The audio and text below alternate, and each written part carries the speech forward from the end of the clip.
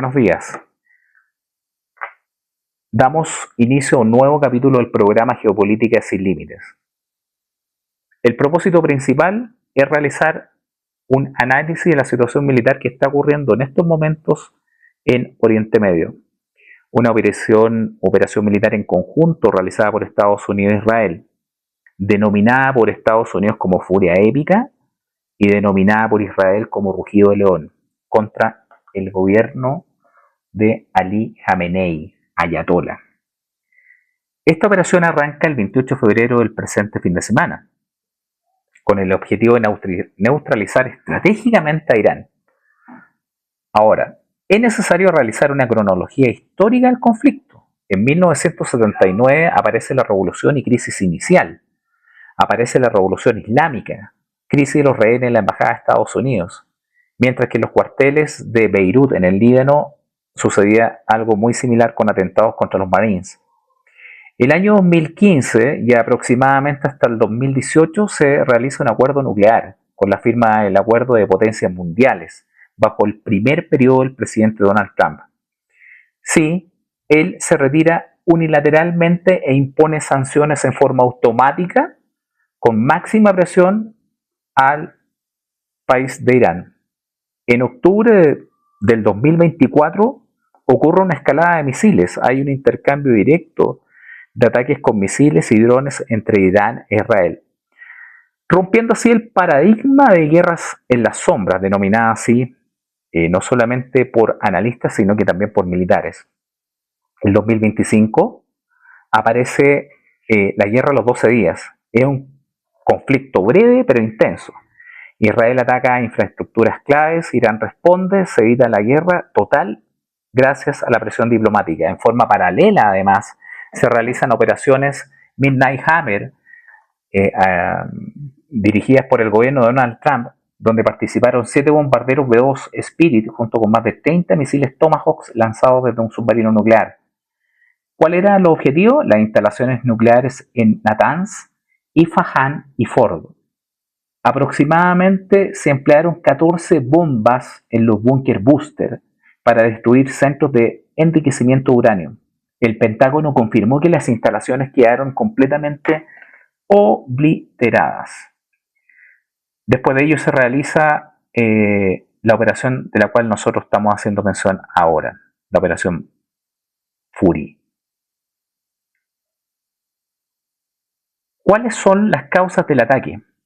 Aquí nosotros tenemos que realizar un análisis de los factores estratégicos y para ello las causas estratégicas de los dos países que atacan a Irán son el programa nuclear, aceleración en el enriquecimiento de uranio y reducción del tiempo del breakout para obtener armas nucleares, misiles balísticos, desarrollo y despliegue de misiles de largo alcance capaces de golpear Europa y bases aliadas en la región, apoyo a proxies, financiamiento y armamento continuo a Hamas, que están desplegados en Gaza, Hezbollah, que están desplegados en el Líbano, y hutíes, que están en Yemen y en la actualidad se encuentran en el estrecho de Hormuz.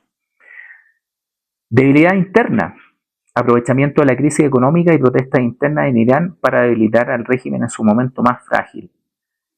Hay reportes que indican que van ya aproximadamente más de 5.000 muertos en todas las protestas que han ocurrido en el segundo semestre del año 2025. El presidente Donald Trump en declaraciones oficiales dice que ha ordenado operaciones de combate para neutralizar amenazas inminentes del régimen y defender al pueblo estadounidense. Benjamin Netanyahu, el primer ministro israelí, dice: nuestra acción conjunta eliminará una amenaza existencial. No permitiremos en este régimen que obtengan armas nucleares. Mientras Israel Katz, el ministro de Defensa de Israel, dice que este es un ataque preventivo necesario para garantizar la seguridad y supervivencia del Estado de Israel a largo plazo. Con respecto a las operaciones militares, por parte de Estados Unidos, Furia Épica, el dominio es del aire y del mar. La seguridad es el objetivo principal. Configurando ataques masivos coordinados desde portaaviones y bases terrestres en la región a objetivos estratégicos, con el propósito de desmantelar el aparato de seguridad y represión del régimen iraní. Uso extensivo de misiles de crucero Tomahawk y bombarderos estratégicos B-2 Spirit, con una coordinación de inteligencia en tiempo real con activos en el Golfo Pérsico. Con respecto a la apreciación del ejército israelí, ya se han atacado más de 500 objetivos, 200 aeronaves en operación de la Fuerza Aérea Israelí, con una ejecución de la mayor operación aérea en la historia de las Fuerzas de Defensa de Israel. Ataques de precisión contra centros de mandos y sistemas de defensa aérea, neutralización de infraestructuras críticas para el programa de misiles balísticos, despliegue de escuadrones de F-35 para penetración profunda en el espacio aéreo hostil. ¿Cuáles son los sistemas de armas que están operando en este minuto con su respectivo despliegue estratégico? ¿Hay portaaviones? Sí. Está el clase Fort Nimitz, que es de una proyección de fuerza naval superior. Con este minuto, la quinta flota está ubicada en el Golfo Pérsico y hay dos grandes portaaviones operando en la zona. Está el Gerald Ford, que participó en Venezuela como plataforma de despegue de medios aeronavales, y el Abraham Lincoln. ¿Cuáles son las capacidades de estos portaaviones? Cada uno tiene la capacidad de soportar 75 aeronaves, incluyendo los F-35 y los F-18, los conocidísimos Growlers. Ahora, es una plataforma de lanzamiento y centro de mando móvil. Con respecto a los bombarderos estratégicos en operación, está el B-2 Spirit, que es un bombardero furtivo estratégico que tiene un alcance global con reabastecimiento y con bombas guiadas. Y están de dominio aéreo los F-22 Raptor y F-35, que marcan la superioridad aérea y ataque furtivo, stealth, de quinta generación. ¿Cuál es la misión? Supresión de defensa enemiga. Además de ello, se cuentan con defensas antimisiles integradas, sistemas Patriot y THAAD, que son quienes dan seguridad y defensa a las distintas bases americanas que están desplegadas en Oriente Medio. ¿Y cuáles son los objetivos? Interceptación de misiles balísticos iraníes, defensa de áreas a gran altitud, defensa de punto contra amenazas tácticas y protección de bases aliadas en el Golfo. Además de ello, se cuentan con misiles Tomahawk, que tienen plataformas de lanzamiento marítimo y que tienen alcance de 1.600 kilómetros, con el uso de realizar ataques a infraestructuras fijas. Y los drones de ataque, que en el fondo son los Reaper o los Global Hawks, que tienen la misión de inteligencia y ataque selectivo. Además, marcan la vigilancia persistente durante las 24 horas y a los 7 días de la semana. ¿Cuáles son los sistemas de armas de Israel?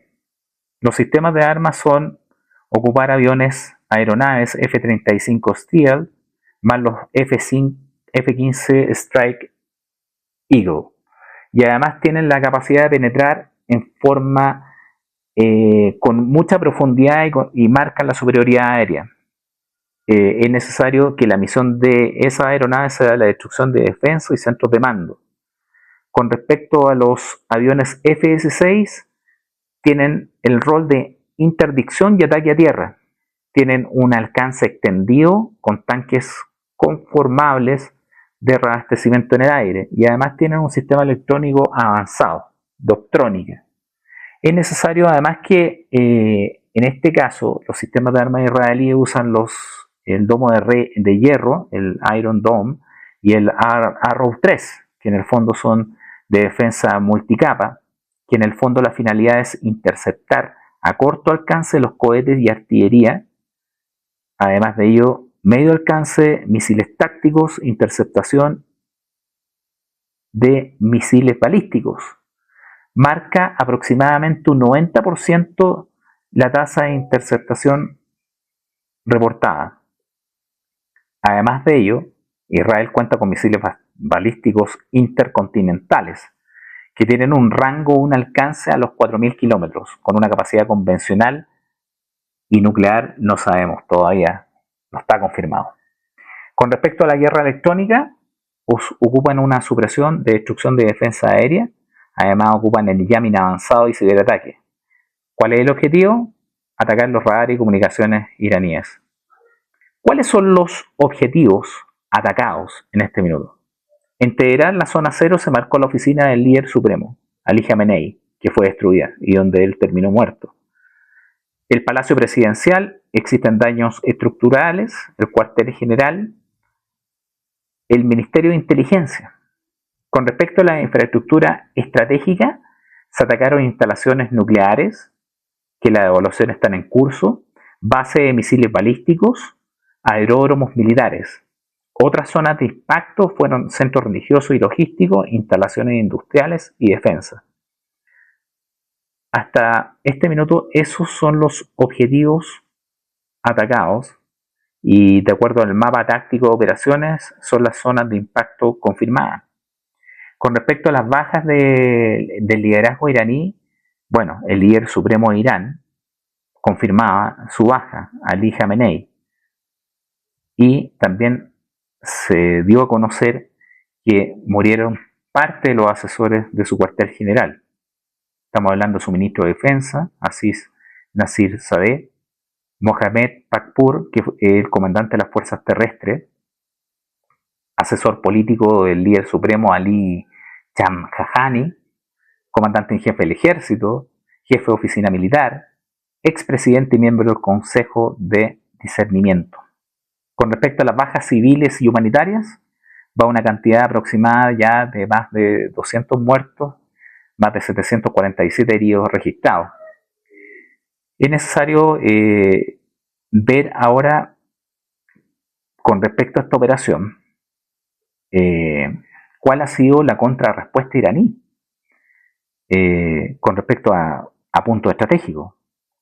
Ha sido una ofensiva contra Israel, ya van reportados más de 200 misiles balísticos y drones. En este minuto la intención es causar una saturación de la defensa del domo de hierro y del sistema Arrow de los israelitas.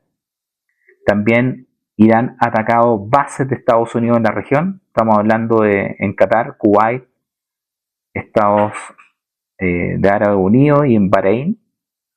Y se han producido algunos impactos regionales dentro del estrecho de Hormuz, atacando a buques que están saliendo del estrecho de Hormuz, quienes en el fondo han sido golpeados por la artillería y la misilería de Irán.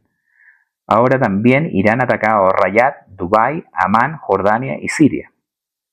Con respecto a las consecuencias geopolíticas, claramente el estado de situación actual es de alerta roja. Hay una inestabilidad regional. El ataque conjunto ha desencadenado una crisis multidimensional con efectos inmediatos en seguridad, economía y diplomacia global. Los mercados, ya hoy día se ha producido una volatilidad extrema. El petróleo ya se entiende que tendría un alza, ¿no? El espacio aéreo en la zona está restringido y está cerrado, y el riesgo de la escalada es totalmente crítico, muy crítico. El precio del petróleo, la posibilidad más probable es que se dispare por la tensión que se está realizando en el estrecho de Hormuz.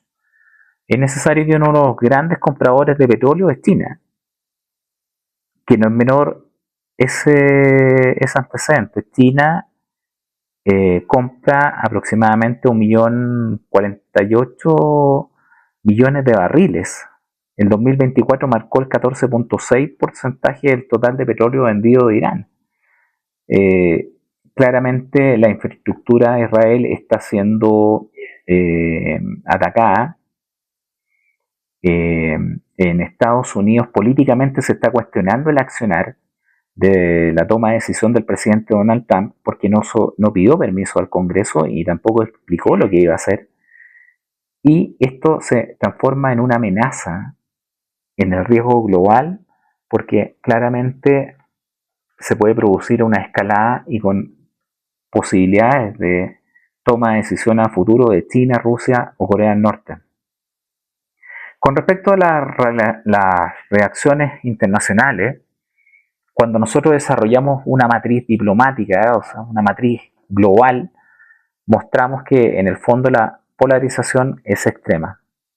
Hay un apoyo y coordinación. Estados Unidos lidera una operación necesaria para neutralizar una amenaza existencial global. Israel toma una acción defensiva preventiva. El régimen no tiene armas nucleares bajo nuestra guardia, lo que dice Benjamín Netanyahu. El Reino Unido, ¿qué dice el Reino Unido? Dice que la coordinación estrecha en inteligencia respaldarán el derecho a las autodefensas. Con respecto a la condena crítica, Rusia está empujando a la región hacia un abismo irreparable. Las consecuencias son catastróficas. Son las declaraciones del presidente Putin, digamos. Con respecto a China, hay una gran preocupación por la escalada militar. Llamamos a la contención máxima inmediata. Corea del Norte habla de un acto de gangsterismo internacional. Solidaridad total contra el imperialismo. Los llamados de la paz de Naciones Unidas, una condena enérgica en la escalada. La región no soporta más conflictos armados. La Unión Europea dice exigimos respeto al derecho internacional. Francia califica la situación de extremadamente peligrosa. Hasta el día de ayer, el presidente Macron había tomado la determinación de enviar un portaaviones a la zona, el Charles de Gaulle, producto de un ataque que sufrió en uno de los puertos donde habían unidades navales francesas.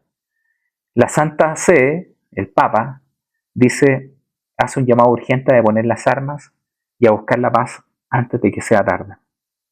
Con respecto a la línea del tiempo, las 48 horas han sido críticas.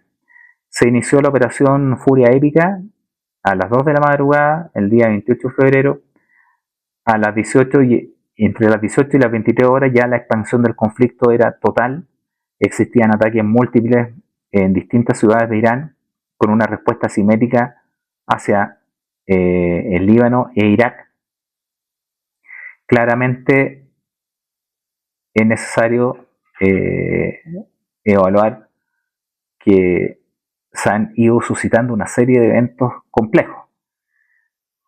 Ayer en la tarde, siendo el día lunes 2 de marzo, se produjo un ataque de Hezbollah proveniente de Líbano hacia Israel y Israel respondió de vuelta atacando a Beirut.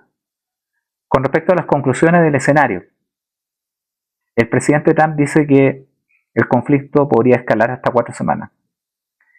El colapso del régimen puede ser, uno siendo optimista, podría ser una probabilidad muy baja, ¿no? Que exista un colapso del régimen con una transición democrática interna, tal vez podría ser impulsada por protesta y vacío de poder. Debería existir una formación de gobierno provisional, contención regional efectiva y restablecimiento de relaciones diplomáticas a largo plazo. Con respecto a moderado, una media probabilidad. La negociación forzada, la supervivencia del régimen debilitado que acepta un nuevo acuerdo nuclear y de misiles bajo presión extrema. Cese de hostilidades con garantía de seguridad y monitoreo internacional intrusivo. Y ya siendo un poquito pesimista, una alta probabilidad es que exista una escalada regional con un conflicto prolongado y se transforme en una guerra de guerrilla, que sea una activación total de los proxies del Hezbollah, de los Houthis contra la infraestructura global, produciendo una crisis energética mundial por cierre del estrecho de Hormuz y desestabilización de la monarquía del Golfo. Los bombardeos continuarán el tiempo que sea necesario para lograr nuestro objetivo de paz y seguridad. Declaración del presidente Donald Trump el día 2 de marzo. La verdad es que la situación en este minuto en Oriente Medio es muy compleja. Hoy día, ayer 2 de marzo, el día lunes en Washington, habló el ministro de Defensa Pete Hegseth junto al general Dan Kane, jefe del Estado Mayor Conjunto, haciendo un reporte del trabajo realizado por el CENTCOM, Comando Central, hablando de la proyección del poder marítimo, donde en el fondo daban a conocer cuál era el propósito del ataque realizado el 28 de febrero, con un propósito unificado, con coordinación de operaciones con las fuerzas israelíes, para impedir que Irán tenga capacidad de proyectar sus armas nucleares en la región. El establecimiento del teatro de operaciones comprende reposicionar activos en toda la región frente a cualquier amenaza. Es necesario que, en el fondo, las fuerzas que están operando en el escenario tengan la capacidad de conquistar cada uno de los objetivos lanzados por el CENTCOM y en este caso por Estados Unidos e Israel. ¿Qué pasó o qué pasará con la nueva designación del ayatolá? Pareciera ser que la designación del nuevo ayatolá ya es una realidad. Ahora, va a tener que ser capaz de tomar la decisión si seguir enfrentándose a Israel o a Estados Unidos o hacer un alto y ver cómo se llega a una transición en forma tranquila y pacífica. Ali Reza Arafi, al parecer, sería quien sería el sucesor de Ali Khamenei. Así damos término a este programa y esperamos poder seguir realizando los análisis que corresponden en el próximo capítulo. Próximamente tendremos un capítulo también con drones, con expertos invitados de Chile y Colombia. Desde ya, muchas gracias, que tengan un feliz día, una feliz semana. Hasta luego.